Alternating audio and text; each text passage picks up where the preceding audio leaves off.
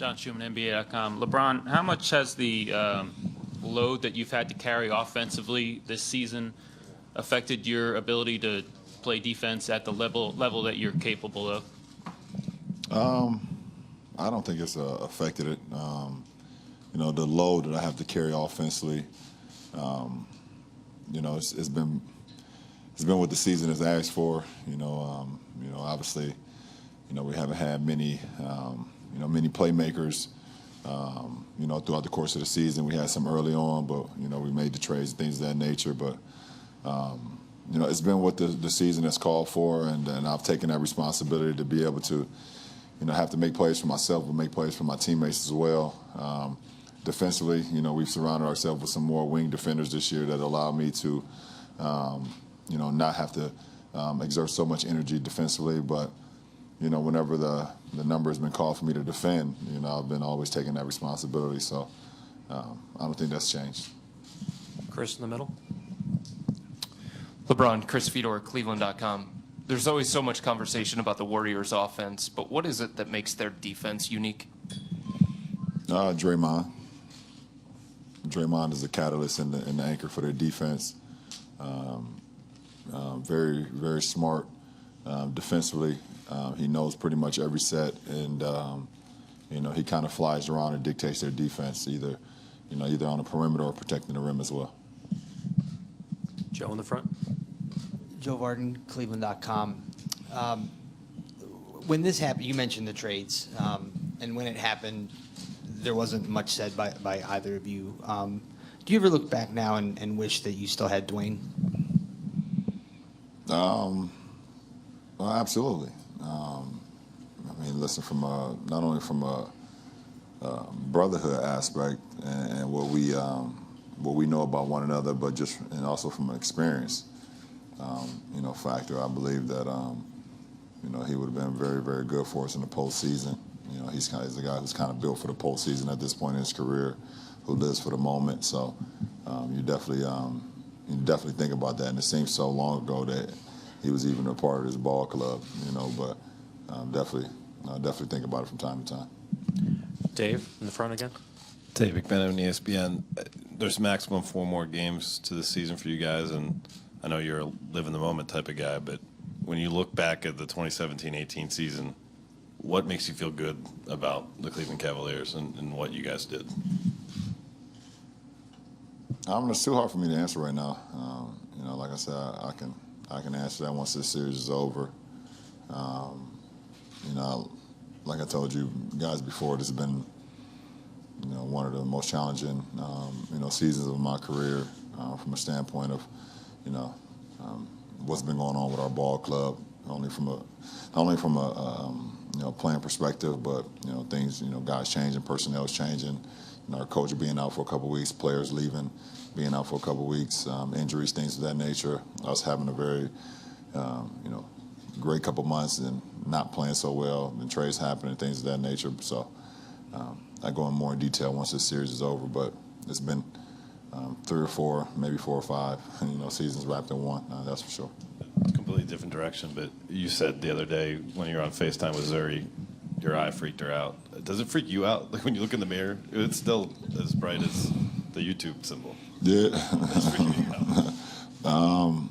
It's weird. It's weird seeing it. Hopefully it'll go away soon, but it is what it is. It's part of a war wound, and that's what happens when you're in a war. Sometimes you get some injuries, but it hasn't stopped me from preparing. But it's different. Tim, all the way in the back row. Tim Reynolds with the AP. Bron, 2 questions. One, all the way back here. Golden State this year, this has been probably the hardest of the 4 years for them, just because they were dealing with some doubt for the first time. Steph got hurt late. Obviously, they got challenged big time in the West Finals. As a fan of the game, as a student of the game, what have they shown you just as far as their toughness, their resiliency this year that really wasn't called on a whole lot in 15 and 17? Well, at the end of the day, you can never count on a champion, no matter what's going on throughout the course of their season. It's impossible to do that because they're just built from a different cloth, and I know that firsthand. When you win a championship and you're around guys for a long period of time and you know what you're all capable of doing, all you need is to get healthy. and if you can get healthy and guys are playing at the right level at the same time, then you can feel like you can beat anybody.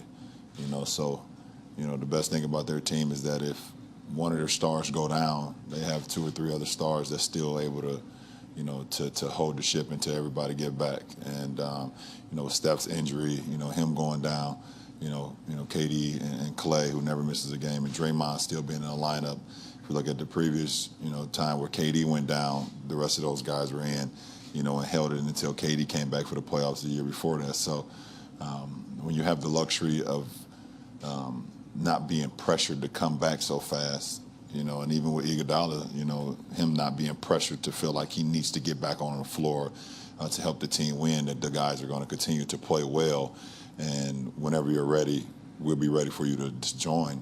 I think it helps the injury as well, because you're not putting that much pressure on you. So you can never count on a champion at the end of the day, no matter how vulnerable people may seem, or people think they may be, or if they hit some adversity. I think it's all part of the process.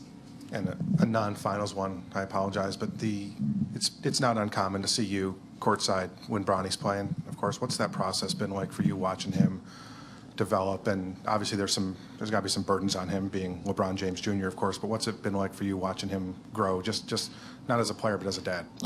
It's been a treat to watch, being a parent and, seeing my son grow, and from as a basketball player, but not only that, from, being a young man who he is today. The kid will be 14 soon, and, just seeing him grow and grow and grow to become who he is today has been a treat. I think from the burden and from him having the name itself, I think him understanding that, just go out and just play the game and have fun and play for your teammates and give it all you got. You play hard, you play smart, and have fun, and then let everything else take care of itself. The one thing that I have the luxury of knowing everything that he can expect. There's nothing that can hit him that I haven't seen in my life. There's no obstacles that I have that he will run into that I haven't been a part of, that I can't coach him. But at the end of the day, he's still going to have to, live his own life and find his own path. So, but I hope he turns off his comments on social media. That'll be the smartest thing he can do.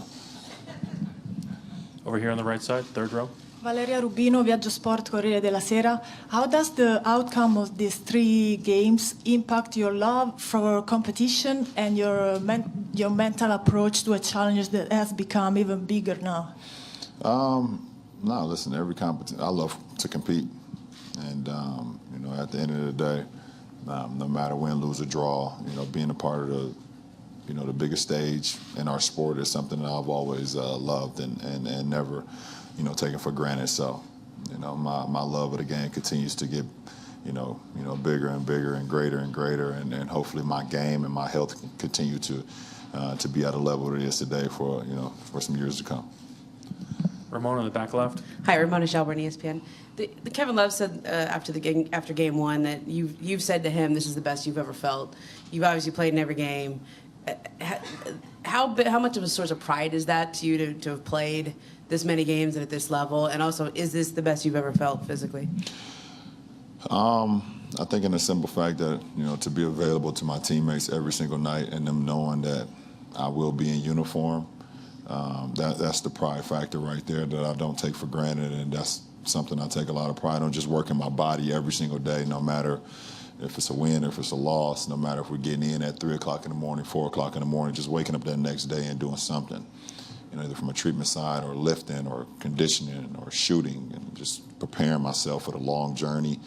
I just feel like I'm in a great groove right now as far as my career, as far as my body, knowing, what I need to do to be in the best possible shape. And like I stated, I said this at one point throughout this playoff run that I had a walk-off with Cassidy Hubbard after a game, and I told her it's the best I've felt, in my career, and she kind of gave me one of those Cassidy looks. And I got some response from that, but I was very truthful about it. And I still feel good, even with turning my ankle last night, with getting a finger jammed into my eye, and taking the bumps and bruises and grinds throughout this playoff series. I still feel like I'm excited to put on the uniform tomorrow. So, yeah.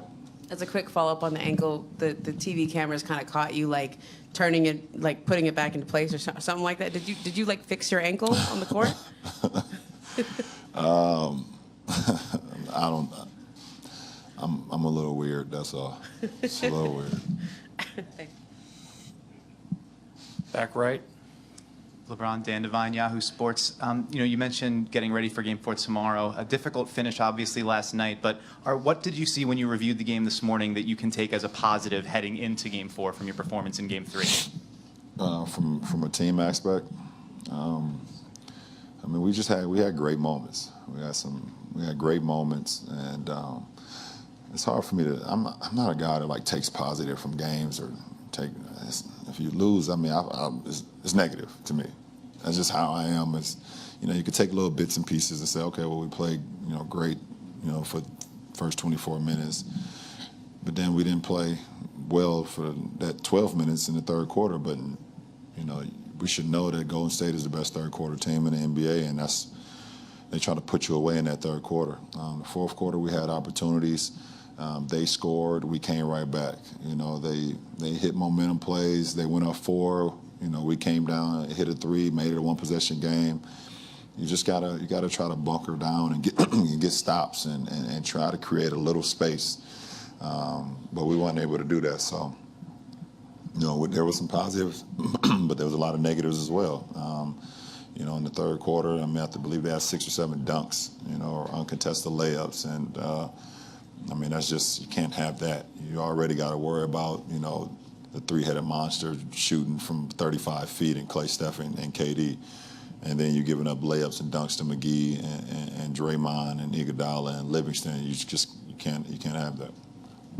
Anthony over here, and then Ken, last two. Anthony Slater with The Athletic. You first faced Kevin on this stage back in 2012. I think he was 23 at the time. You guys beat him 4-1. But I was wondering, did you leave that series at all really thinking like, that guy is going to be a roadblock down the line, really on this stage a lot? Yeah. I thought it would be in OKC. I thought we would have to face him for a while. Yeah, absolutely. Who wouldn't see that?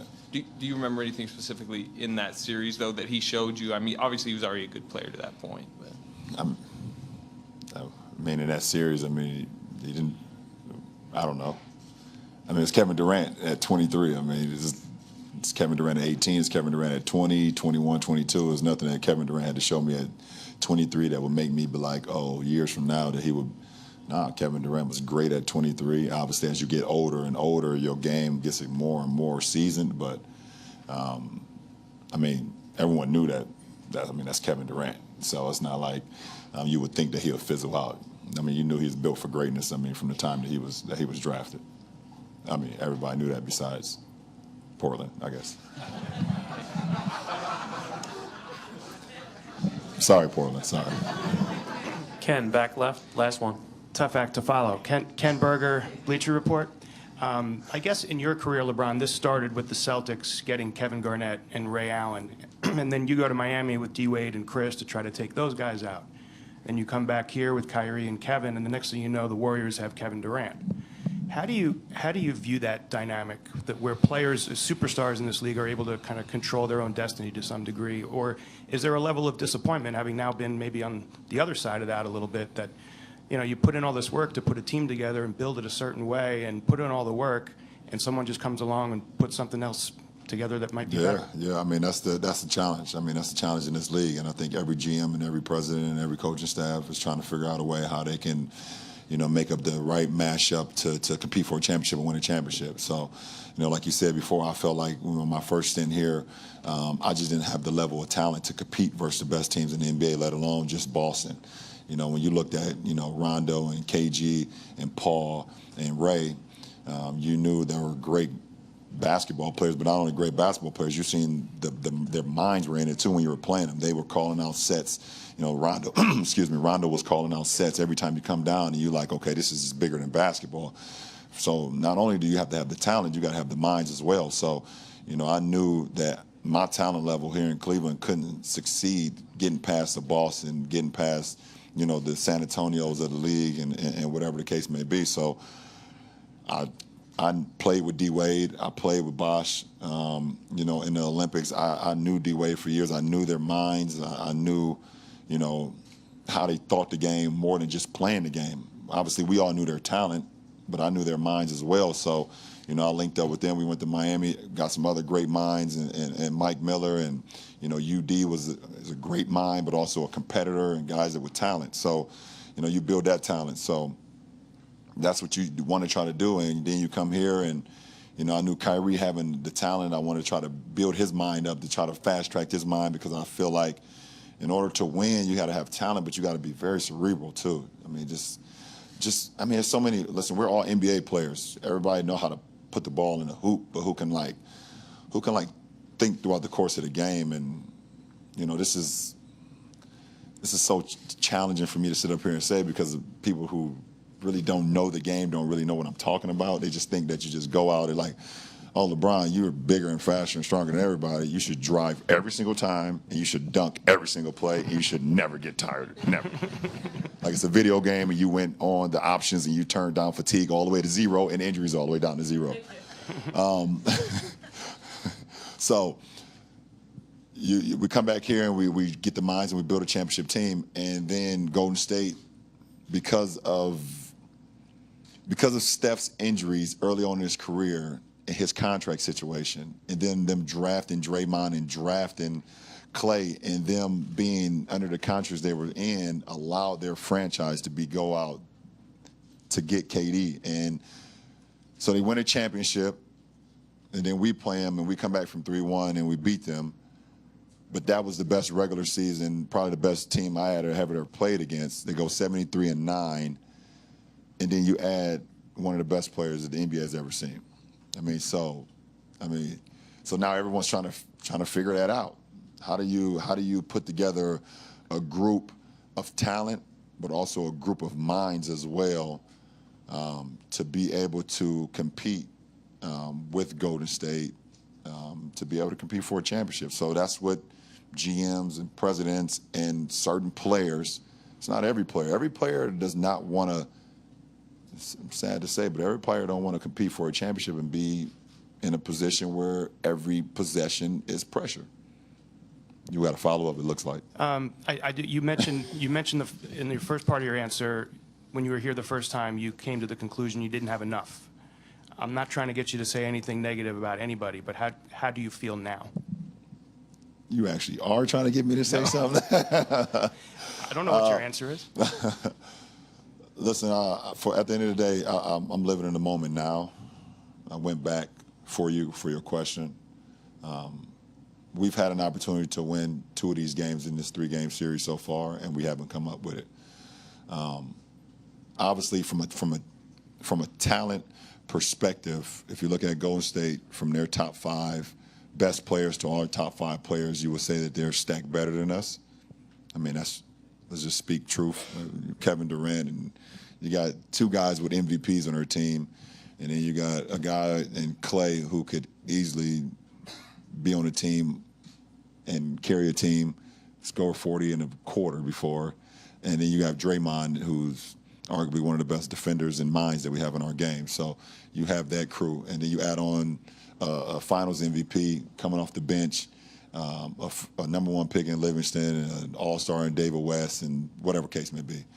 So they have a lot of talent. We have a lot of talent as well, but we've been in a position where we could win 2 out of these 3 games. So what do we have to do? Is it we have to make more shots? Is it we have to have our minds into it a little bit more? Is it, you know, if there's a ball on the ground, we can't reach for it, you got to dive for it. When you're playing, like I stated last night, or like 12 hours ago, was it 12 hours ago? Like the room for error versus a team like this is slim to none. And I think I said last night, it's like playing the Patriots, it's like playing San Antonio. The room for error is slim to none. And when you make mistakes, they make you pay because they're already more talented than you are. But they also have the minds behind it too, and they also have the championship DNA. So, Thank you, LeBron. Coach Kerr will be up next.